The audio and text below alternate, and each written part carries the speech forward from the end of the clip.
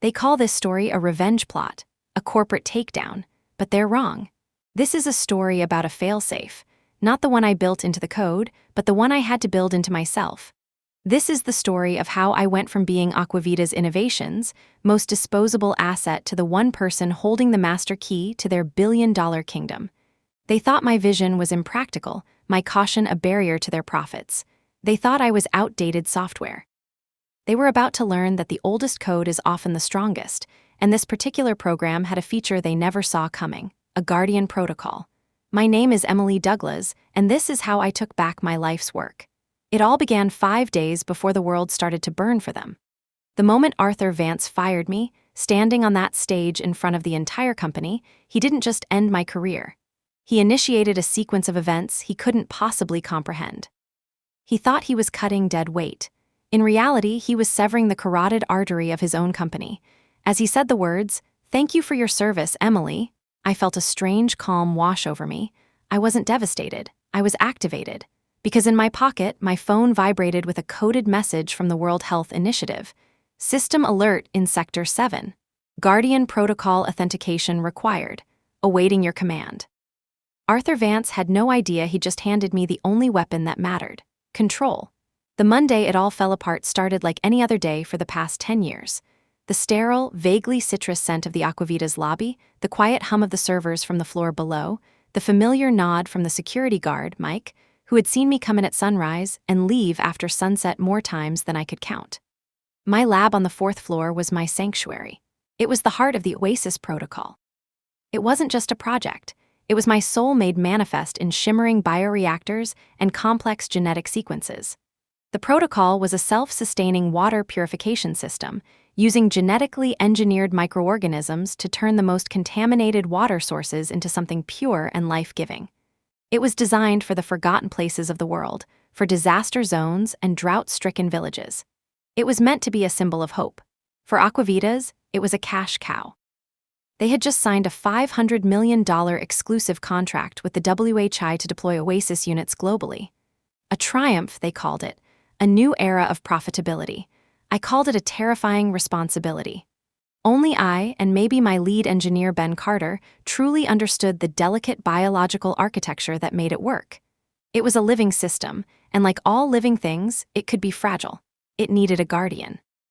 The email for the all-hands meeting arrived at 9 a.m. The subject line was vague corporate speak. Reshaping our future growth. I knew instantly something was wrong.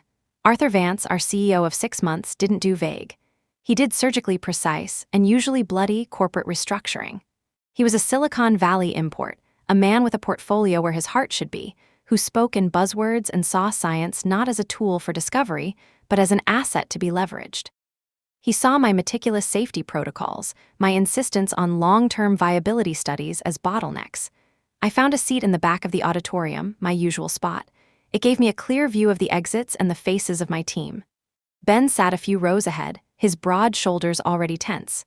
Anya Sharma, the brilliant young biologist I'd mentored since she was an intern, gave me a nervous look. I gave her a small, reassuring nod I didn't feel. At 10:30 sharp, Arthur Vance walked on stage. He was all sleek lines, from his tailored Italian suit to his polished, predatory smile. He moved like a shark, confidently and without wasted motion. He launched into a presentation filled with charts that went up and to the right and spoke of synergy and disruption. Then my phone buzzed.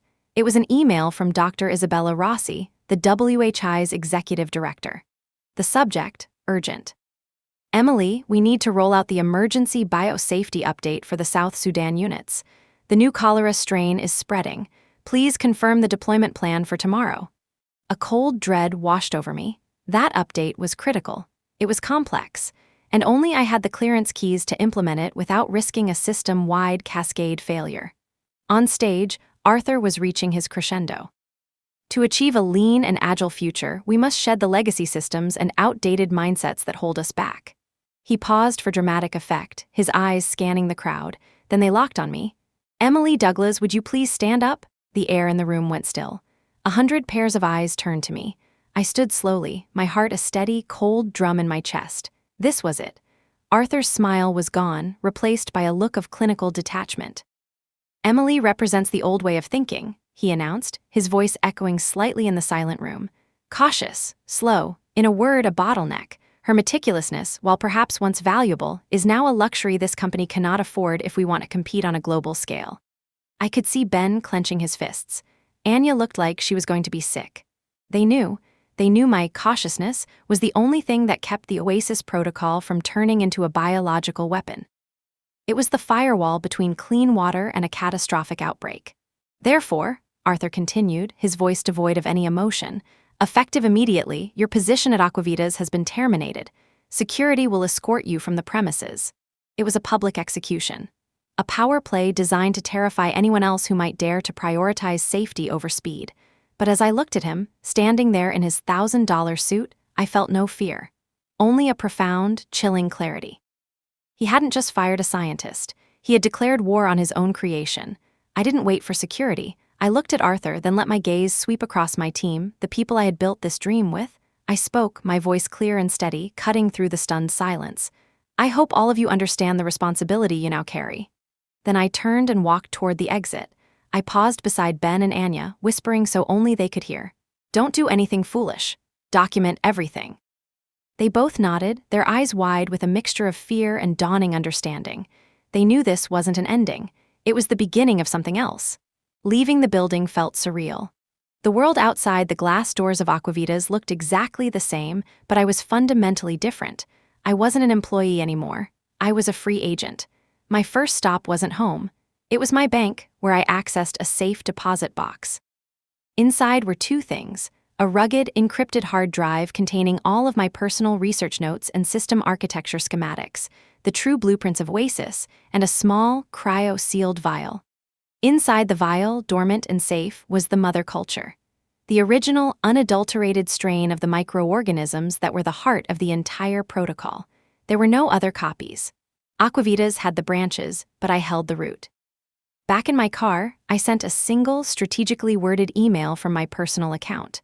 The recipient list was small but potent: Dr. Rossi at the WHI and a handful of other high-level global health officials I had worked with.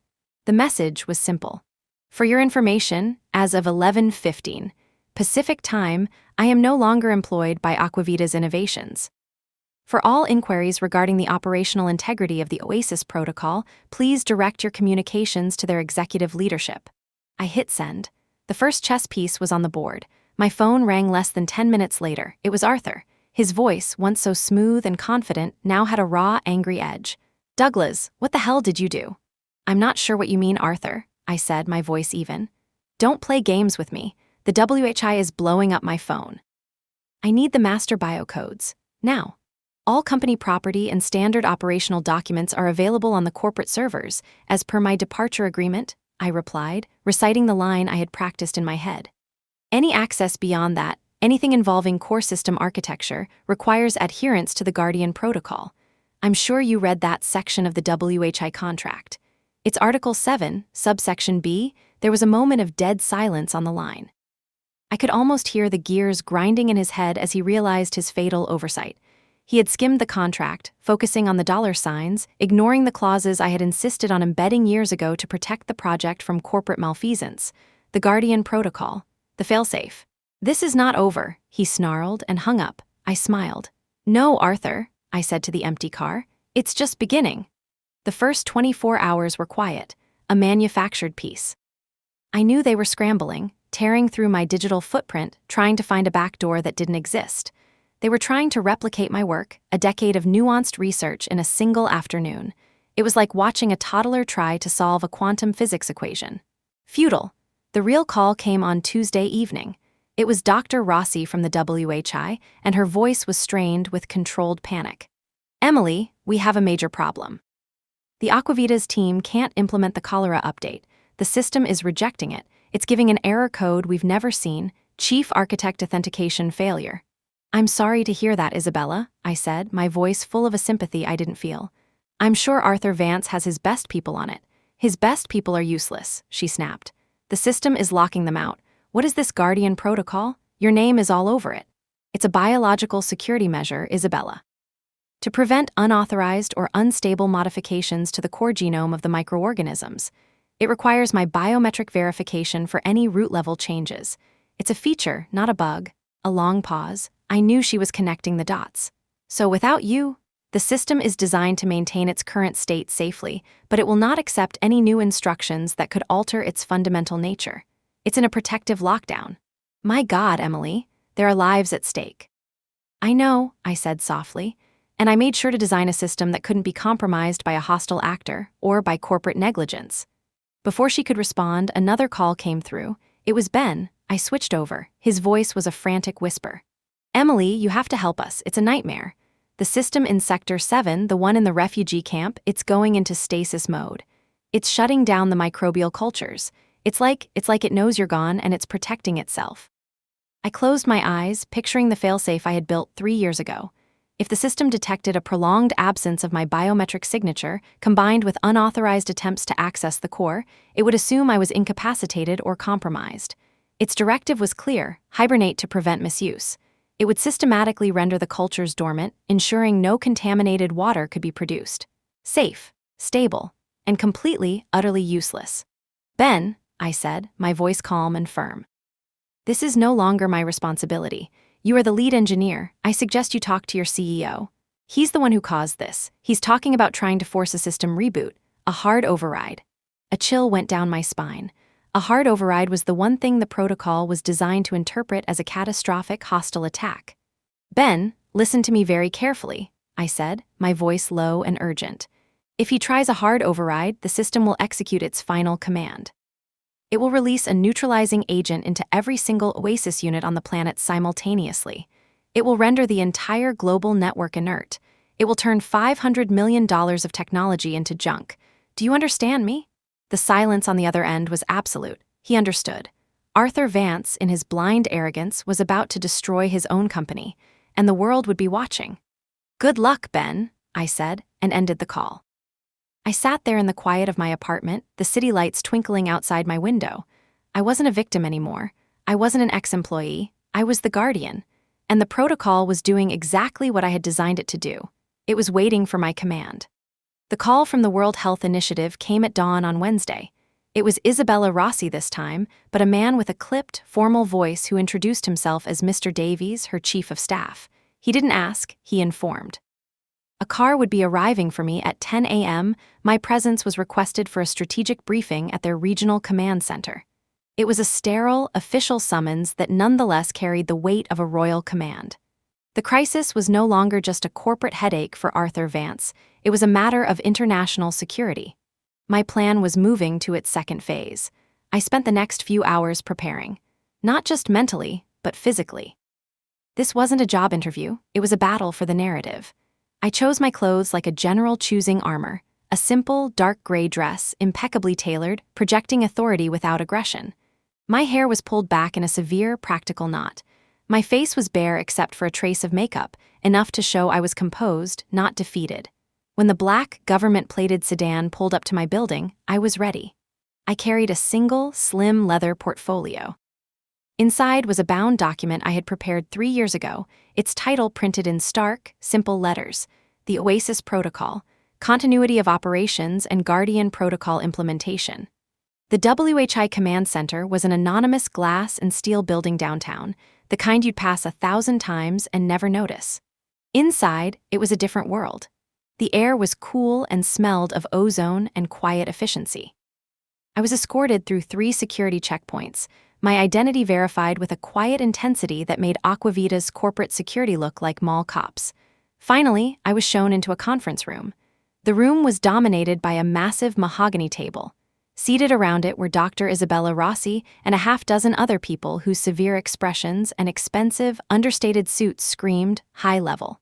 This was the council, the real power. Isabella, her face etched with worry, gestured for me to sit.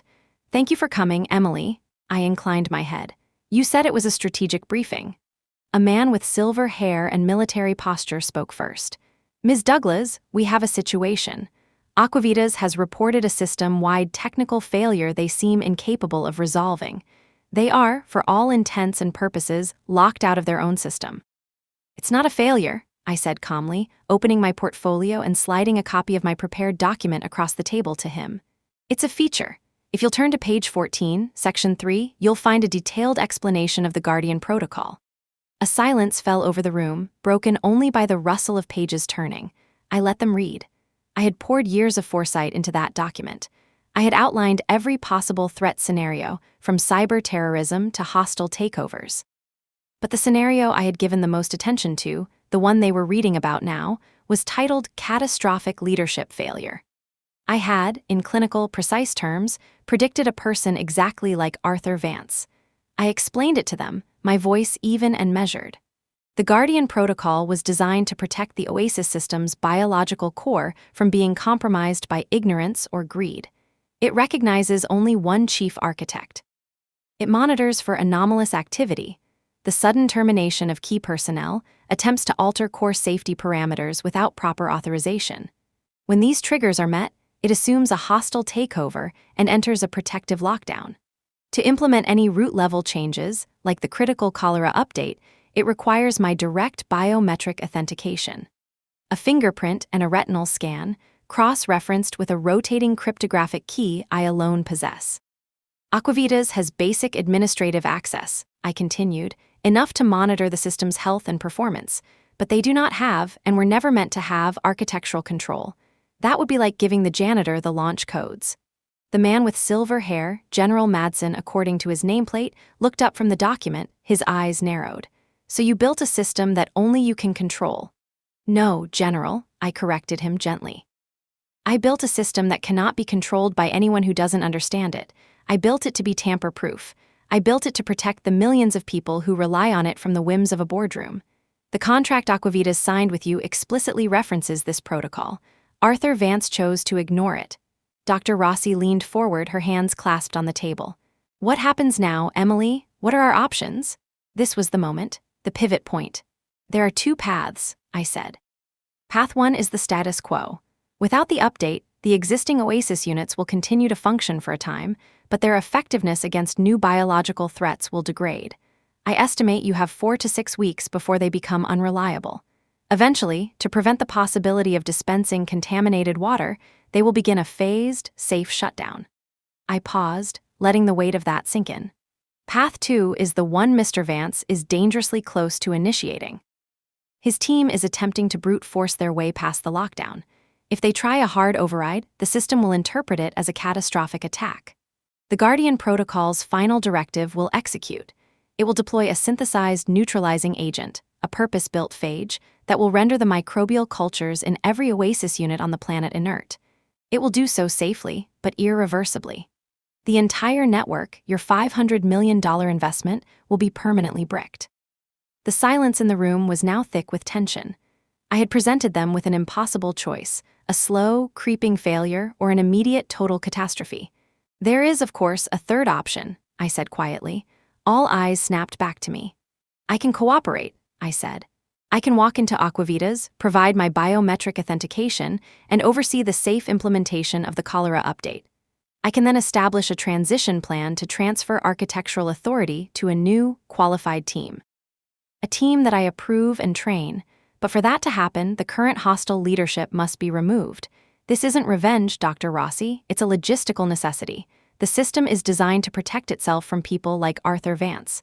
As long as he is in charge, the system will consider Aquavitas a threat. I closed my portfolio. The choice is yours, but I advise you to make it quickly. Mr. Vance is a desperate man, and desperate men do foolish things. I left them with that. The meeting was over. As I was escorted out, I knew I had planted the seed. I had reframed the narrative. I was no longer the disgruntled employee, I was the system's sole defender, the only person who could avert a global health disaster. The call from Anya came that afternoon. She sounded terrified. Emily, it's worse than we thought. Arthur held a meeting. He's blaming the entire IT and science departments. He was screaming, he said. He said if he had to hire biohackers off the dark web to break your encryption, he would. People are starting to panic. They're talking about quitting. Anya, I need you to stay calm, I said, my mind racing. The dark web threat was absurd, something a movie villain would say, but it showed his state of mind. He was completely unhinged. Keep documenting everything. Every meeting, every email. Create a private record. It's important. What's going to happen? She whispered. The right thing, I said. Just hold on. The official intervention came faster than I expected. Late Thursday afternoon, Dr. Rossi called me. We've had a Frank discussion with the Aquavita's board of directors, she said, a new steel in her voice. We have informed them that unless they can regain full, stable control of the Oasis protocol within 48 hours, the WHI will not only terminate the contract, but will begin proceedings to sue them for breach and endangerment. We also made it clear that any attempt to tamper with the system will be reported to federal authorities as a potential act of bioterrorism. I listened, letting her words hang in the air. The legal and financial pressure was mounting. The walls were closing in on Arthur Vance. They are in an impossible position, I stated simply. Yes, she agreed. And that brings me to the real reason for my call. This situation has exposed a critical vulnerability, Emily. We cannot have life-saving technology held hostage by corporate politics ever again. We've been discussing a contingency plan, a new model. I waited, my heart beating a little faster. The WHI is prepared to fund the creation of a new, independent, nonprofit entity, she said. An organization whose sole mission is to acquire, manage, and safeguard critical humanitarian technologies like the Oasis Protocol. It would operate with the agility of a private company, but with the security and ethical oversight of a global health organization. She paused. We don't just want you to help us fix the current mess, Emily. We want you to build this new entity. We want you to lead it. I was stunned into silence. This went beyond my most optimistic projections. My plan had been to regain control, to secure my life's work. I hadn't dared to imagine an outcome like this. A chance to build something new, something better on the ashes of Aquavita's greed. An organization built on the very principles Arthur Vance had tried to extinguish: responsibility, integrity, and a profound respect for the science. We have a name for it already, Dr. Rossi continued, her voice filled with a new energy. We're calling it the Ethelgard Foundation. It means noble protector. We think it's fitting. Ethelgard, the noble protector, it was perfect. Dr. Rossi, Isabella. I don't know what to say. Say you'll consider it, she said. We're already drafting the charter. The world needs this, Emily. It needs people like you in charge. Take the weekend. Think about it. Your lawyer will receive the preliminary proposal in the morning. I hung up the phone, my mind reeling. I walked to my window and looked out at the sprawling city. Just a few days ago, I had been cast out, deemed obsolete. Now, I was being offered a chance to build the future. The plan was no longer just about taking back what was mine. It was about creating a sanctuary for science itself. But first, there was one more piece of business to attend to. One final conversation. The architect of my dismissal needed to face the architect of his downfall. As if on cue, my phone buzzed with a new text message. It was an unknown number. The message was short, stripped of all his usual arrogance, just 5 words. We need to talk, please. It was from Arthur Vance. The king was about to beg, and I was ready to listen. I agreed to meet him on neutral ground, a quiet corner of an executive lounge in a downtown hotel, a place of transient power and hushed, expensive conversations. It was the perfect setting for the end of his reign. I arrived first, choosing a seat that faced the door. When Arthur Vance walked in, he was a different man from the one who had stood on that stage. His suit, though still expensive, seemed to hang off him. The predatory confidence was gone, replaced by a deep, hollowed-out exhaustion.